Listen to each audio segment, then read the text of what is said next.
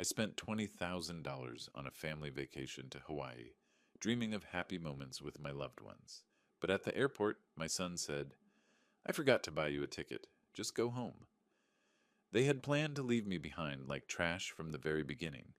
3 weeks later, they returned, their eyes widening when they saw a man in a suit standing next to me, because this man was ready to destroy their world.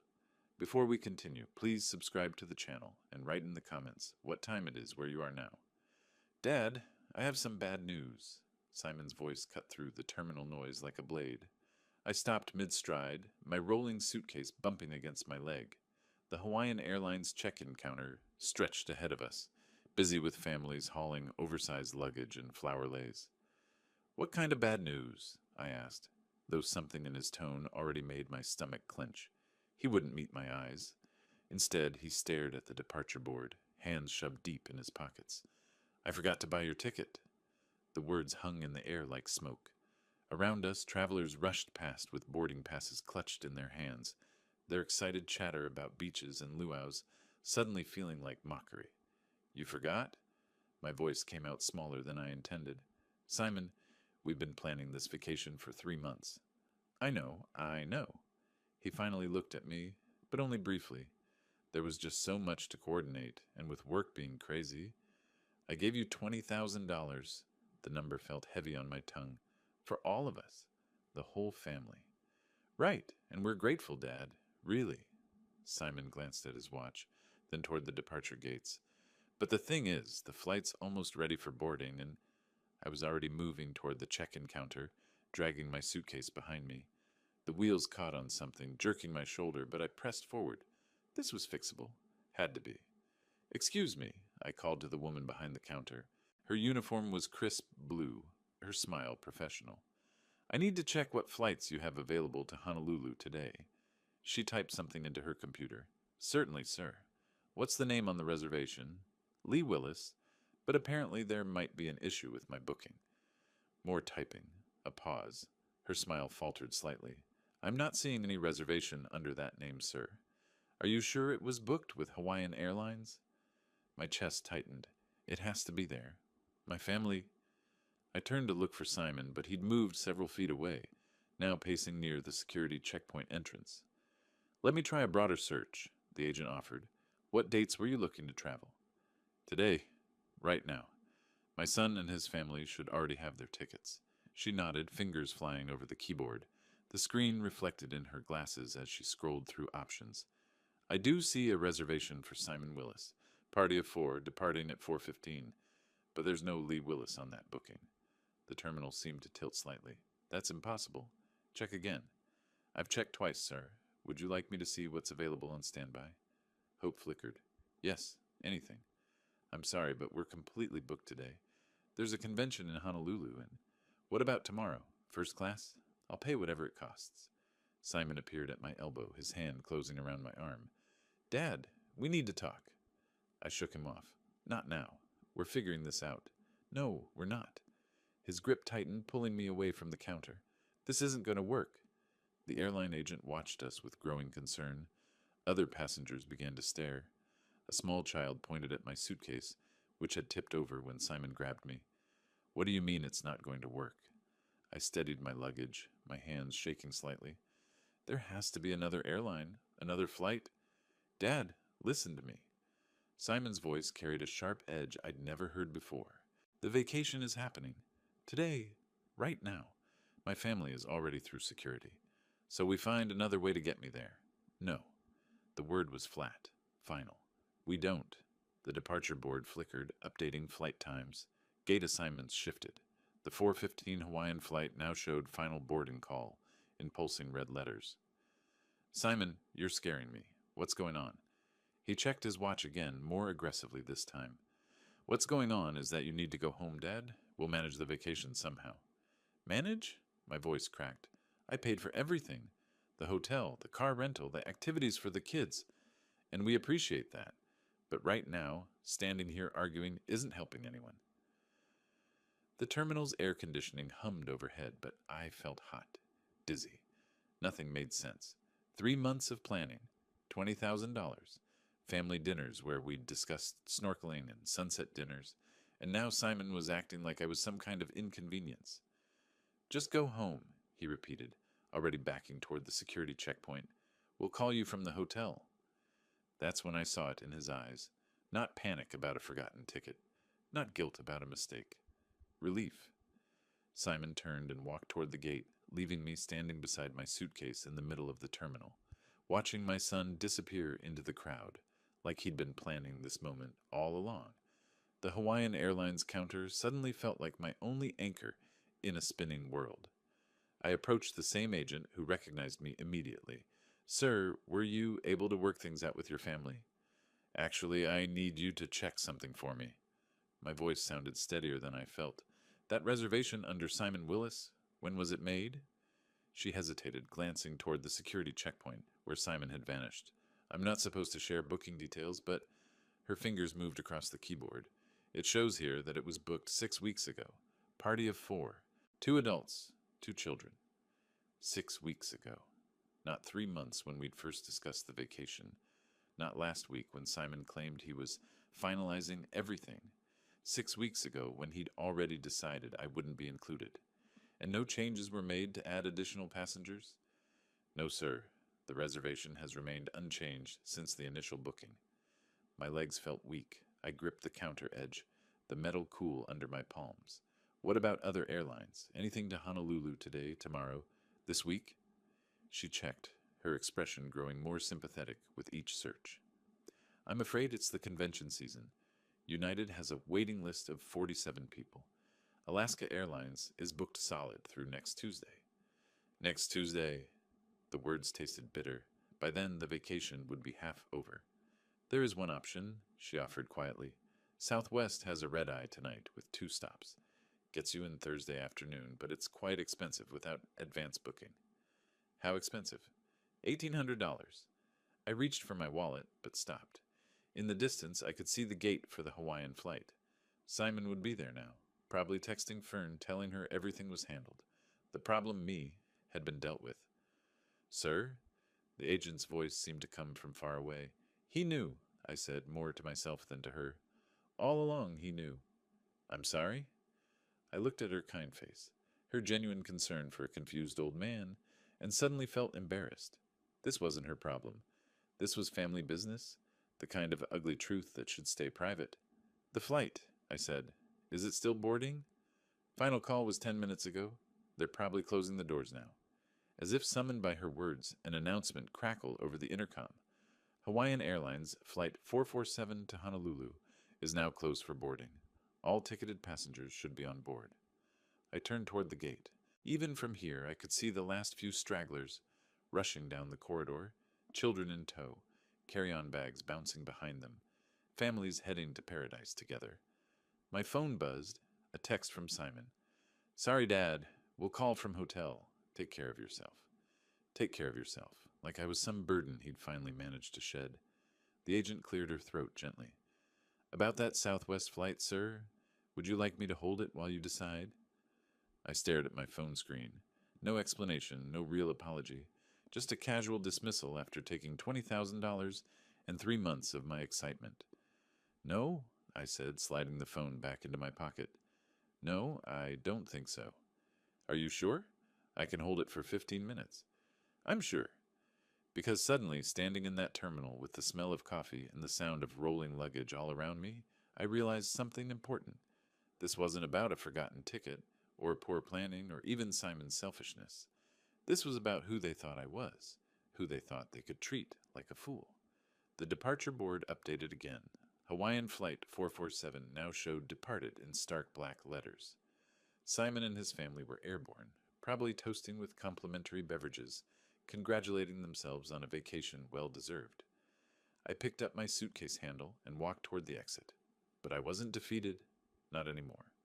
Every step away from that gate was a step toward clarity. They'd made a calculation about Lee Willis. They'd decided I would quietly go home, maybe complain a little, but ultimately accept being discarded. They were about to learn how wrong they were. The automatic doors slid open, and I stepped into the afternoon air, already planning my next move. Behind me, the terminal buzzed with travelers heading to their destinations. I was heading to mine too. It just wasn't the one they expected.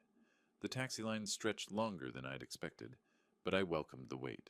It gave me time to think, to let the pieces settle into place like sediment in disturbed water. Where to? The driver asked as I loaded my suitcase into the trunk. He was middle-aged, tired-looking, probably dealing with airport traffic all day. Oakland, Montclair District. I settled into the back seat, still holding my phone where Simon's pathetic text glowed on the screen. As we pulled away from SFO, I stared out at the familiar landscape of the Bay Area. The peninsula stretched out below us, dotted with houses where other families were probably sitting down to dinner together, sharing their days, making plans, not calculating how to exclude their own father. Rough day? The driver asked, glancing at me in the rearview mirror. Getting rougher by the minute. I wasn't usually one for talking to strangers, but something about the anonymity of the taxi made it easier. Ever have your family turn on you? He laughed, but not with humor. Brother, I got ex-wives who've been planning my downfall for years. Family's the ones who know exactly where to stick the knife. The knife. That's exactly what it felt like. Sharp, precise, and aimed at something vital. As we drove through Daly City, I started replaying conversations from the past few months. March, when I'd first mentioned wanting to do something special for the grandkids. Simon's immediate enthusiasm. Dad, that's a great idea. Leave everything to me. April, when we'd sat around Fern's dining room table, looking at hotel brochures. Pearl practically bouncing in her chair. Oh, Lee, this is so generous of you. Saul nodding along, quieter than usual, but seemingly supportive. But now, looking back, I could see the signs. The way Simon had insisted on handling all the bookings himself. Fern's suggestion that I might be more comfortable staying in a different hotel, just in case the kids get too noisy. Pearl's comment about how older folks sometimes prefer different activities. They'd been conditioning me to expect separation all along. You know what the worst part is? I said to the driver's reflection. What's that? They thought I'd just take it, roll over and play dead. You planning to prove them wrong? I watched the Bay Bridge approach, its cables cutting geometric patterns against the afternoon sky. I'm 68 years old. I worked 43 years as an engineer. I raised a son who apparently thinks I'm some kind of fool. But I didn't survive this long by letting people walk over me. The driver chuckled. Now you're talking sense. My phone buzzed again. Another text, this time from Fern. So sorry about the mix-up, Dad Willis. We'll bring you back something nice from Hawaii? Mix-up, like it was some clerical error instead of a deliberate betrayal. I thought about the $20,000 I'd transferred to Simon's account 6 weeks ago. For the vacation, he'd said. Easier to book everything from one source. How easily I'd trusted him, how completely I'd been played. But as we exited onto Highway 24, heading toward my empty house in the hills, something shifted inside me. The hurt was still there, sharp and fresh, but underneath it was something harder. Something that had been building pressure like water behind a dam. They wanted to treat me like a doddering old man who could be discarded when convenient. They wanted to take my money and exclude me from my own grandchildren's vacation. Fine. But they were about to discover that this particular old man still had a few moves left. The taxi pulled into my driveway as the sun began to sink behind the Oakland hills. The house looked exactly as I'd left it 3 hours ago, neat, quiet, ready for a week's absence. But I wasn't the same man who'd locked that front door with excitement and anticipation. That'll be $47.50, the driver said. I handed him $60. Keep the change, and thanks for the conversation. Whatever you're planning, he said with a grin, I hope they deserve it. As I watched his taillights disappear down the street, I pulled out my phone and scrolled to a number I hadn't called in months. Bruce Harlan, my lawyer. If Simon wanted to play games with $20,000, we could play games. But first, I had some research to do. The key turned in my front door with the same familiar click, as always. But everything felt different now.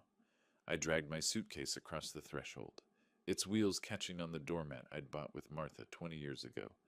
Home, where I'd planned to be packing for Hawaii tonight instead of unpacking from nowhere. I changed into my comfortable cardigan and old cotton pants, the kind Simon always said made me look like an old professor. Tonight, that felt appropriate. I had studying to do. My office sat exactly as I'd left it this morning, Martha's oak desk positioned by the window, filing cabinets lined against the wall like soldiers at attention.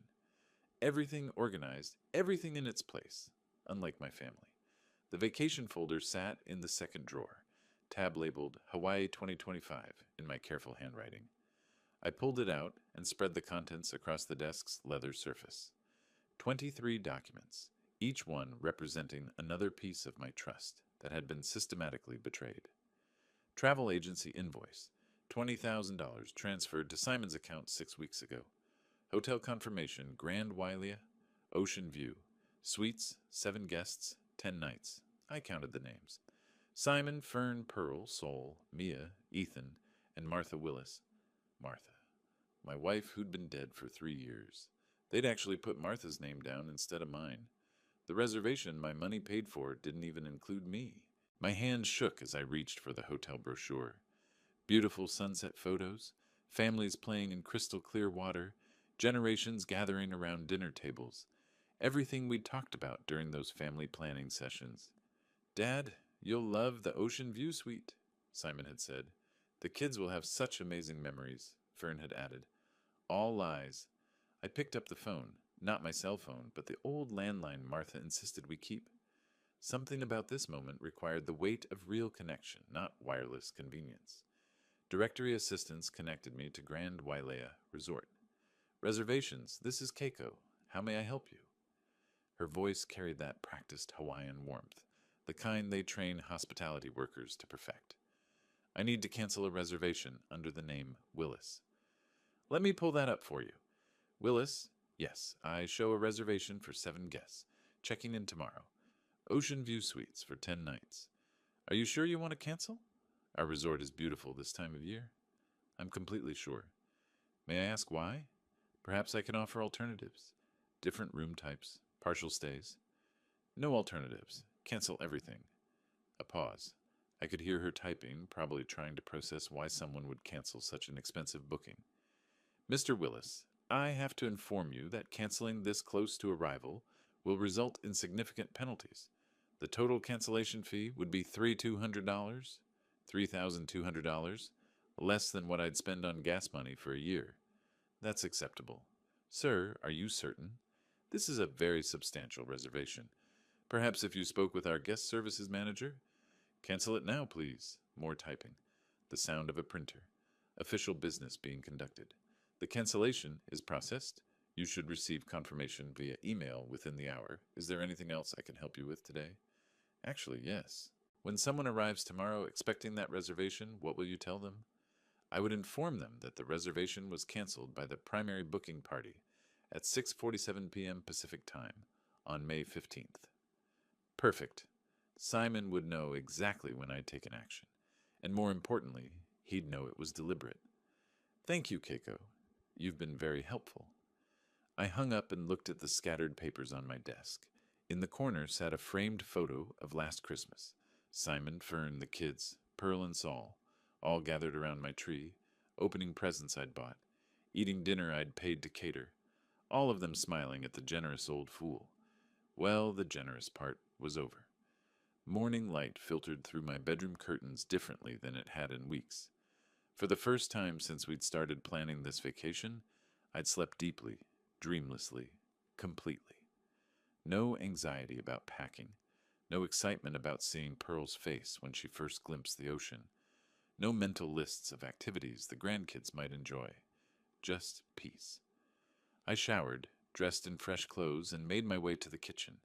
The old percolator bubbled cheerfully on the counter, filling the house with the same coffee aroma that had greeted Martha and me for 43 years of marriage. My cell phone sat charging on the counter where I'd left it. The screen showed missed calls, but I ignored it while I poured my coffee and added cream. Some conversations required proper preparation. Finally, I picked up the device. 56 missed calls, all from the same Hawaii number. The call log told the story better than any novel. 11:47 p.m. Hawaii time, then 11:52, then 12:03 a.m., every 15 minutes through the night, 4:30 a.m., 5:15, 60. Simon had been awake all night. Between the calls, text messages, I scrolled through them, watching panic escalate in real time. Dad, call me back. Urgent. Hotel says you canceled everything. Dad, this isn't funny. Call now. Kids are crying. We have nowhere to go. Call me back. The timestamps painted a clear picture. The family had arrived at Grand Wailea around 3 p.m. Hawaii time yesterday, 6 p.m. California time, just as I was hanging up with Keiko. They'd walked up to that beautiful resort desk, excited and tired from traveling, probably already planning their first sunset dinner, and discovered they had no rooms. I carried my coffee to the living room and settled into my favorite armchair by the window. Outside, my neighbor was walking his golden retriever, the same route they took every morning for 12 years. Normal Tuesday routine for everyone else. My phone buzzed with another incoming call. Hawaii number. I let it ring. The voicemail notification appeared moments later. I played it. Dad, I don't know what you think you're accomplishing, but you need to fix this right now. We spent the night in the hotel lobby. Pearl hasn't stopped crying. The kids don't understand what's happening. This is cruel and unnecessary and completely unlike you. Call me back and fix this mess. Cruel and unnecessary. Interesting choice of words from someone who'd left his father stranded at an airport. The coffee tasted perfect. Brazilian blend, ground fresh yesterday morning when I'd still believed in family vacations and children's laughter, and 3 generations making memories together. I set the cup on the side table and picked up my phone, scrolling to Simon's Hawaii number. My finger hovered over the green call button. 6 weeks of planning. $20,000 transferred without question. 3 months of excited conversations about snorkeling in luau's and teaching Mia to body surf. All of it orchestrated to exclude me. Simon wanted to talk now.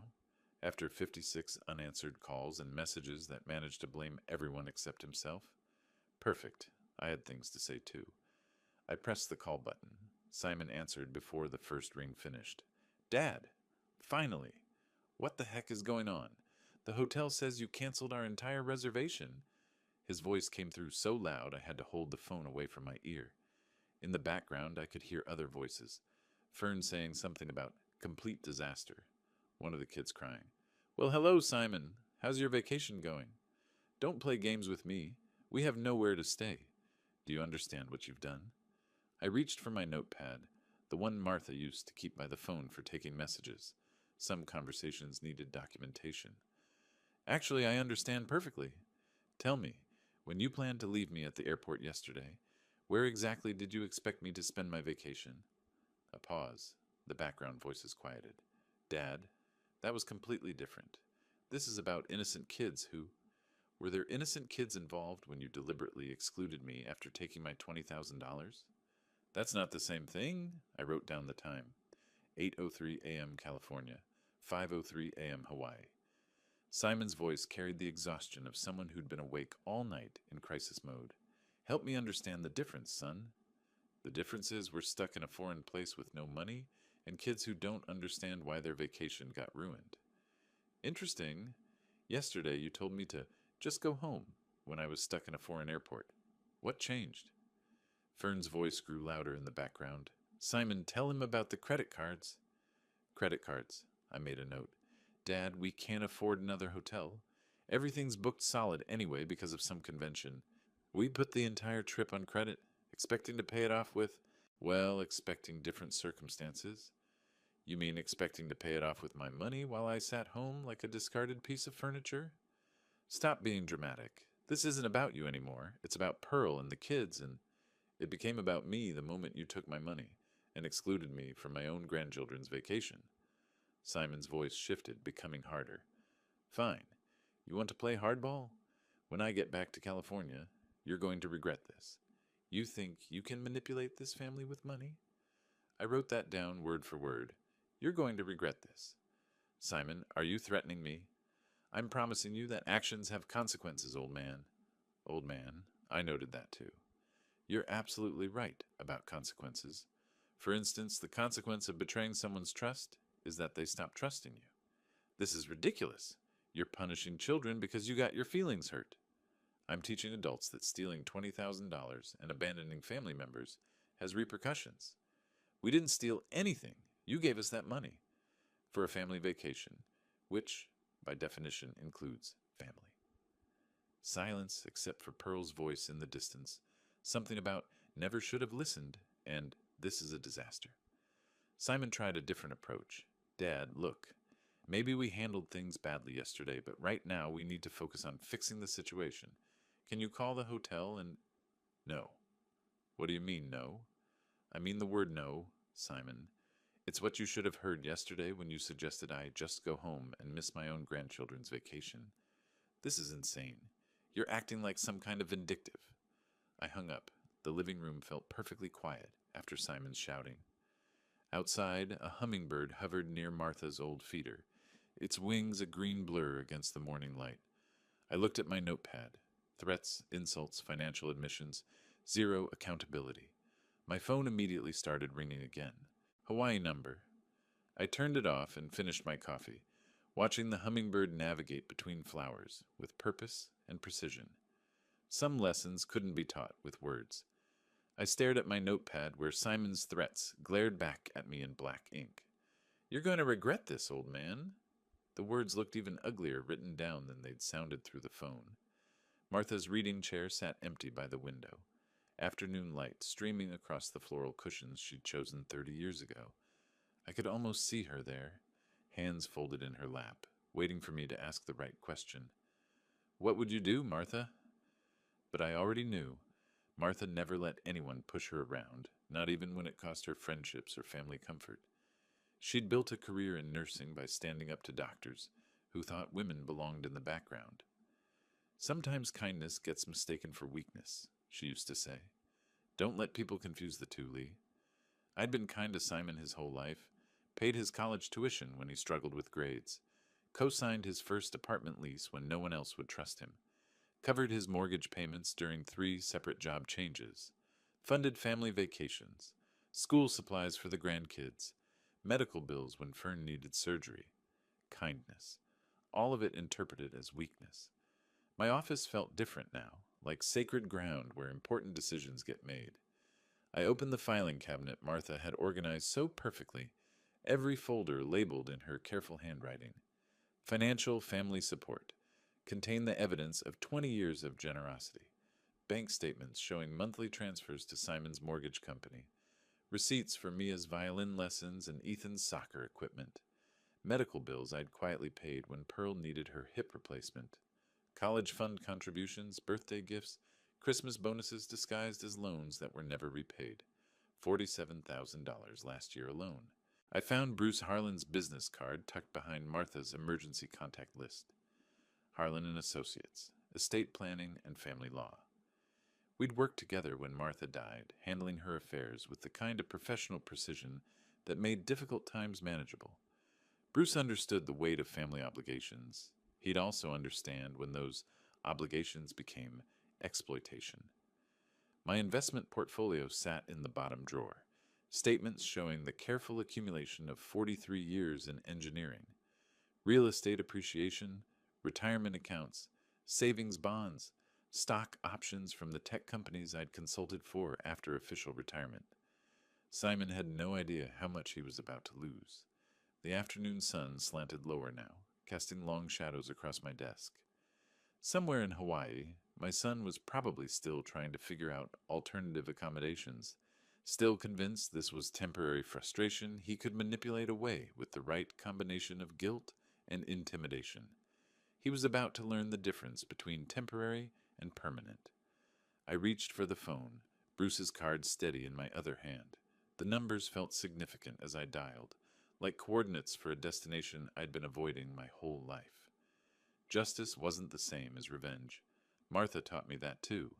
Revenge was emotional, messy, ultimately unsatisfying. Justice was clean, proportional, educational. Simon wanted to play hardball? Perfect. I'd spent 4 decades in corporate negotiations with men who thought engineering degrees made you soft. None of them made that mistake twice. The phone rang once, twice. Bruce's receptionist answered with professional warmth. Harlan and Associates, how may I help you? Bruce Harlan's office, this is Jennifer speaking. This is Lee Willis. I need to schedule an urgent consultation with Bruce about estate planning. The appointment was set for tomorrow afternoon. I slept better that night than I had since this whole mess started, waking up refreshed and clear-headed for the drive to San Francisco. Bruce's office occupied the 15th floor of a glass tower overlooking the bay, all polished marble and expensive wood paneling, the kind of space that charged by the hour and delivered results worth every penny. "Lee, come in." Bruce stood to greet me, his handshake firm and reassuring. At 55, he carried himself with the confidence of someone who'd spent decades solving other people's complicated problems. I settled into the leather chair across from his mahogany desk and spread out my documentation like evidence in a trial. Bank statements, receipts, threatening text messages, notes from yesterday's phone call. "What's the situation?" Bruce asked, reaching for a legal pad. "My son has shown me who he really is. I need legal protection from his greed." The story came out methodically, chronologically. The planned family vacation, Simon's deliberate exclusion at the airport, the hotel cancellation, 56 desperate phone calls, and finally those ugly threats when he realized I wouldn't be manipulated. Bruce took notes, occasionally asking clarifying questions that revealed his experience with family disputes. "How long has this financial dependency been going on?" 20 years minimum. I have documentation going back to his first mortgage. And the threats were specific. I wrote them down verbatim. I slid the notepad across his desk. "You're going to regret this, old man. Actions have consequences." Bruce studied the notes, his expression growing more serious. "Lee, this sounds like attempted financial coercion. In California, that's grounds for disinheritance with legal protection against challenges." "Meaning?" "Meaning if you choose to modify your will, we can structure it to withstand any attempt by Simon to contest it in court." The relief felt physical, like setting down a weight I'd been carrying without realizing it. "I want him completely excluded," I said. "Everything I've built goes to organizations that will actually use it for good." Bruce opened his computer and pulled up estate planning templates. "Let me walk you through the options. We can establish a new will with charitable beneficiaries, including specific language about why Simon is excluded." For the next hour, we discussed details. The Oakland Children's Education Foundation would receive the bulk of my estate. Engineering scholarships at UC Berkeley would get a substantial endowment. Local senior services, community development programs, veterans assistance, causes that mattered, run by people who understood stewardship. "The documentation you've provided shows a clear pattern of financial exploitation," Bruce said, reviewing my bank statements. "Combined with the threatening language, we have solid grounds for disinheritance." "How long will this take?" "I can have documents ready for signature by next week. We'll need witnesses, notarization, and I'd recommend a video recording of the signing to document your mental competency." "Whatever it takes." Bruce leaned back in his chair, studying me with the careful attention of someone making sure his client understood the implications. "Lee, this is permanent. Once executed, this will fundamentally change your family relationships." "They change first," I said. "I'm just making it official." "And you're certain about this? No second thoughts about the grandchildren?" I thought about Mia and Ethan, their innocent faces during family dinners I'd funded, birthday parties I'd made possible. The children will be better served by scholarship programs than by inheriting money their father would control. Bruce nodded, apparently satisfied with my reasoning. "Then let's proceed. I'll draft comprehensive documents excluding Simon entirely while protecting your wishes from legal challenge." We shook hands as the meeting concluded, his grip conveying both professional competence and personal understanding. "I'll call you when everything's ready for signature." Walking back through the marble lobby, I felt lighter than I had in years. The law was on my side. Justice would be served, and Simon would finally learn that actions really do have consequences. The elevator descended 15 floors while I processed what had just happened in Bruce's office. Legal protection was coming. Real, permanent consequences for Simon's betrayal and threats. That week passed peacefully, filled with the kind of routine I'd neglected during months of vacation planning.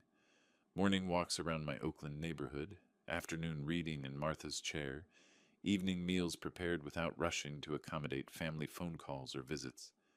No more checking my phone constantly for updates from Simon about travel arrangements. No more wondering if Pearl would like the restaurant reservations I'd made, or whether Saul needed different activities for his arthritis. Just quiet, ordered days while Bruce prepared the legal documents that would change everything. Friday afternoon, my phone rang, Bruce's office. Lee, the documents are ready. Can you come in Monday for the signing? Absolutely. Just to confirm, you're still committed to these changes? More than ever. Monday morning found me back in Bruce's downtown office, but this time the conference room held additional people. His secretary, Mrs. Chen, and a paralegal named David sat at the polished table with notary stamps and official forms arranged like surgical instruments. This is a formal will execution, Bruce explained, settling into his chair. Everything needs to be witnessed and notarized to prevent future challenges. The new will lay open before me, 23 pages of legal language that translated my anger into permanent consequences. Page after page detailed the exclusion of Simon Willis from any inheritance, the establishment of charitable trusts, the designation of Bruce as executor, with full authority to distribute assets according to my wishes. Let me read the key provisions aloud, Bruce said, his voice carrying the gravity of legal ceremony. The testator, Lee Willis, being of sound mind and clear judgment, hereby excludes his son Simon Willis from all inheritance due to demonstrated financial exploitation and threatening behavior toward the testator. The words felt powerful, final. Furthermore, the testator designates the following charitable organizations as primary beneficiaries. Bruce continued through the list we'd carefully constructed. The Oakland Children's Education Foundation would receive $400,000. UC Berkeley's Engineering Scholarship Fund would get $300,000. Senior Services, Veterans Assistance, Community Development, worthy causes run by grateful people instead of entitled family members. Mrs. Chen adjusted her glasses. Mr. Willis, do you understand these provisions completely? Yes. And you're executing this will freely without coercion? Completely freely. David activated a video camera positioned on a tripod. For the record, please state your name and today's date. Lee Willis, May 25th, 2025. And you're executing this will of your own free choice? I am. My signature felt steady on the official documents, each letter deliberate and final. Mrs. Chen and David signed as witnesses, their presence ensuring no future court could question the validity of my decisions. The notary seal pressed into the paper with satisfying authority, making everything official under California law. The original will remain in our security vault, Bruce said, handing me sealed copies. These are your personal records. I recommend keeping one copy accessible and another in a safety deposit box. When do you think they'll find out? That depends on when you choose to tell them. I tucked the envelope under my arm, feeling its weight like armor against future manipulation. Their flight returns Thursday afternoon. They'll probably want to have some kind of family meeting about what happened. Bruce nodded knowingly. Family meetings after crises tend to reveal everyone's true priorities. Outside his office building, San Francisco bustled with its usual energy. Business people hurrying to appointments, tourists consulting maps, street performers entertaining crowds.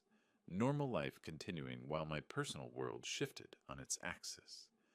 The drive home took me across the Bay Bridge with Martha's favorite view of the city skyline, spread out like a postcard. She would have approved of today's work. Clean, legal, proportional justice. Simon had made his choice at the airport when he decided I was disposable. Now he would live with the consequences. 2 weeks had passed since Bruce sealed the final documents in his vault. During that time, I'd maintained my peaceful routine while mentally rehearsing this moment. Bruce and I had confirmed the flight details, discussed timing, and prepared for what was coming. Now, standing beside him in the International Arrivals Terminal at SFO, I felt the same calm confidence that had carried me through every major decision of my engineering career. Flight 441 from Honolulu has landed, Bruce said quietly, checking his phone. They'll be coming through customs shortly. The leather portfolio under his arm contained the documents that would complete our mission.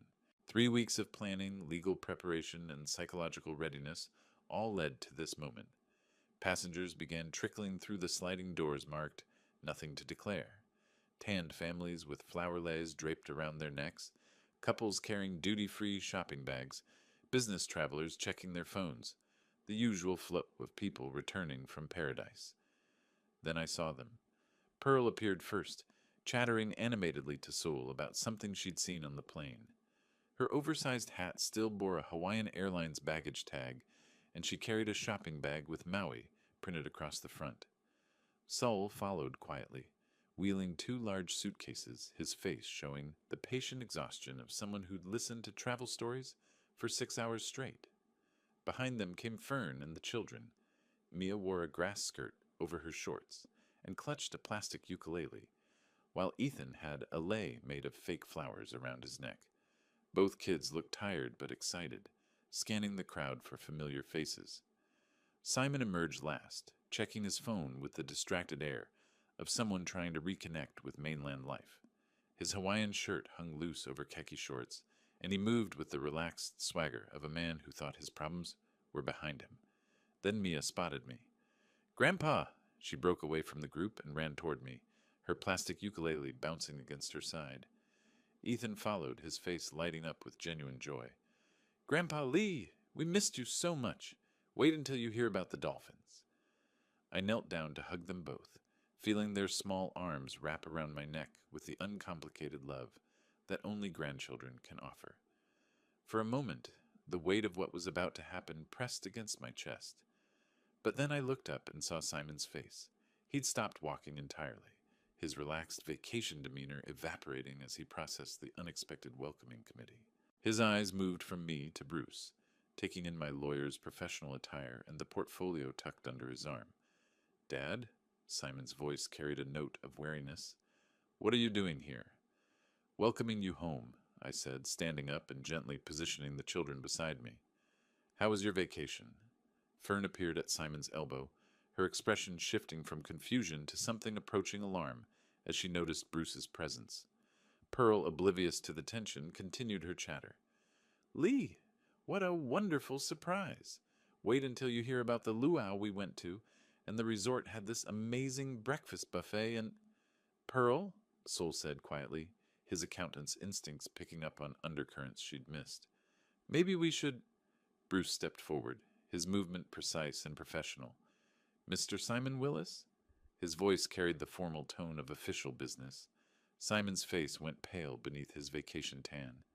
Bruce extended the sealed manila envelope toward Simon with the formal gravity of a court officer serving papers. "Mr. Simon Willis, this is a copy of your father's revised last will and testament, executed on May 25th, 2025. Simon's hands trembled as he accepted the envelope. The airport noise, announcements, luggage wheels, conversations, seemed to fade into background static as everyone's attention focused on the legal document. "What is this?" Fern whispered, reading the return address on the envelope.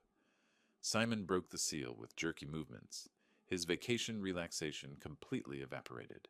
He unfolded the papers and began scanning the contents, his eyes moving rapidly across the legal text. I watched his face transform as comprehension dawned, first confusion, then disbelief, then something approaching horror as he reached the crucial passages about disinheritance. "This can't be real," he said, his voice barely above a whisper. Fern leaned over his shoulder, reading the same devastating words. Her face drained of all color as she processed the implications. "Lee," she said, trying to maintain a reasonable tone, "surely we can work this out.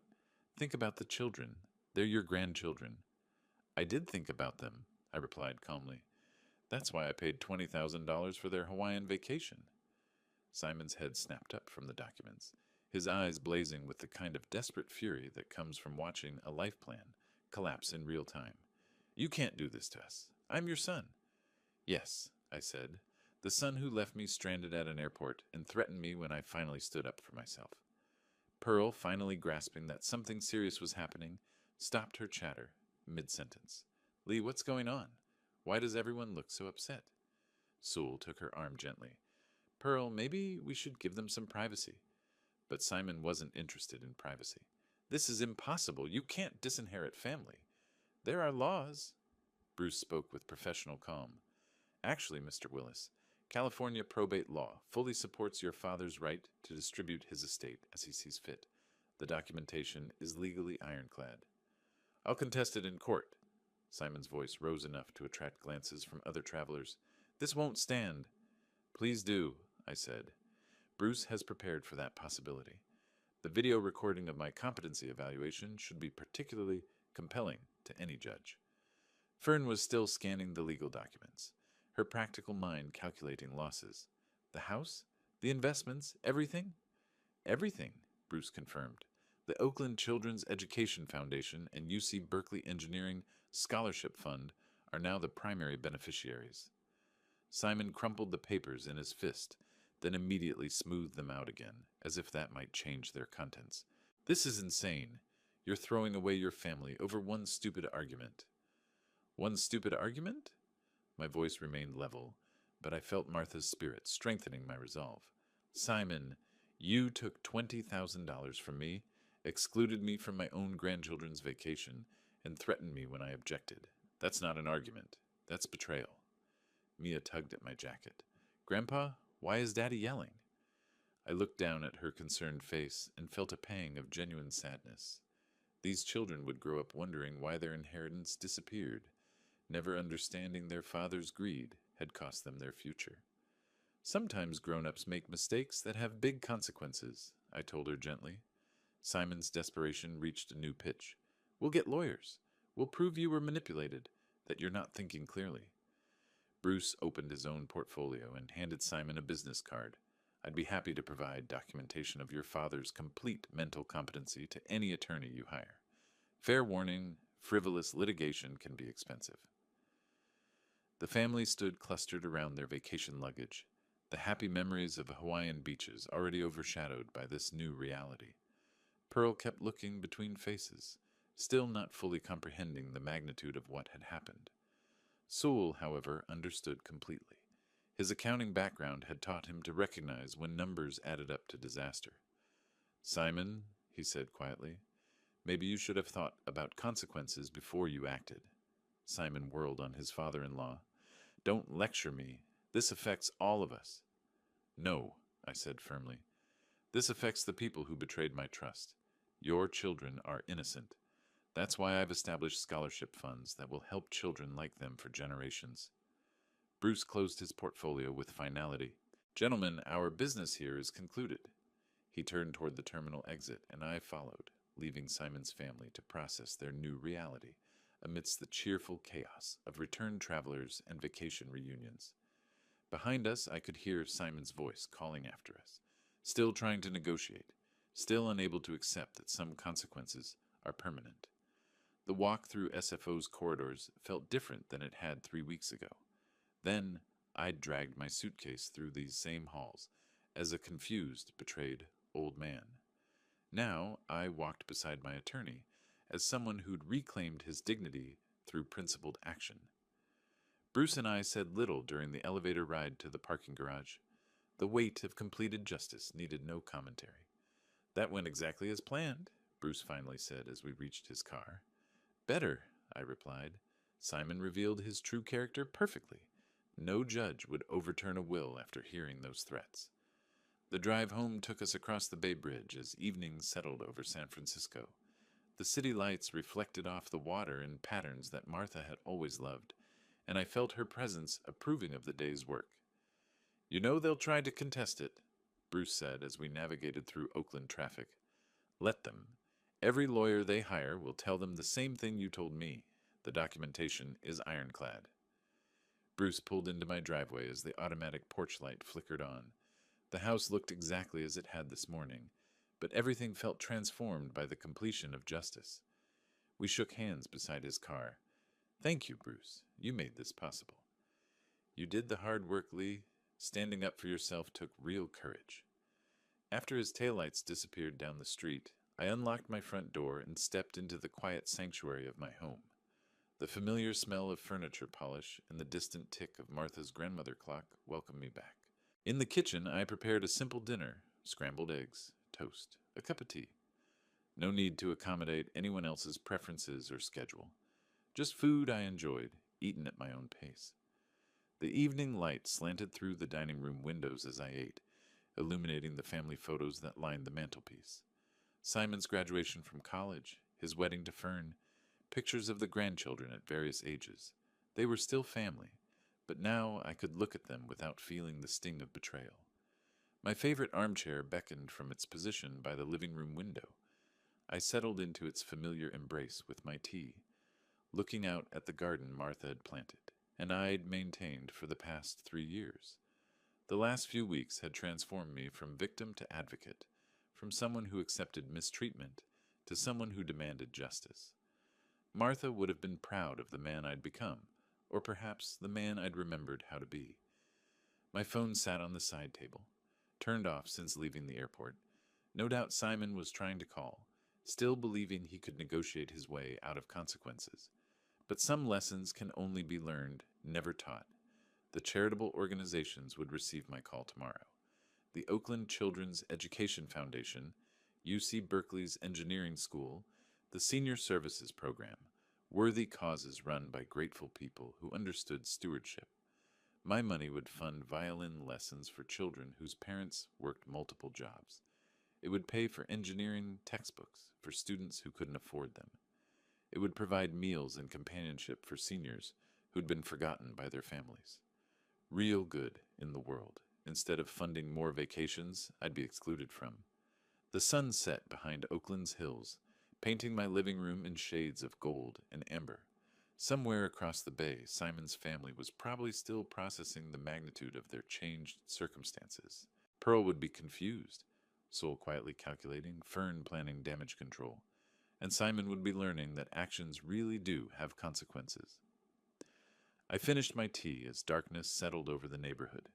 Tomorrow would bring its own challenges, phone calls from family members, possibly legal papers from desperate attorneys, the logistics of updating bank accounts and investment portfolios. But tonight I sat in my own chair, in my own house, surrounded by the quiet dignity of a man who'd reclaimed his self-respect. Martha's wisdom had guided me through the darkest period of family betrayal, to this moment of peaceful resolution. Justice served, lessons learned, future secured. It was enough. It was perfect. It was finally, completely mine. If you like this story, please like this video, subscribe to the channel, and share your impressions of this story in the comments. To listen to the next story, click on the box on the left. Thank you for watching.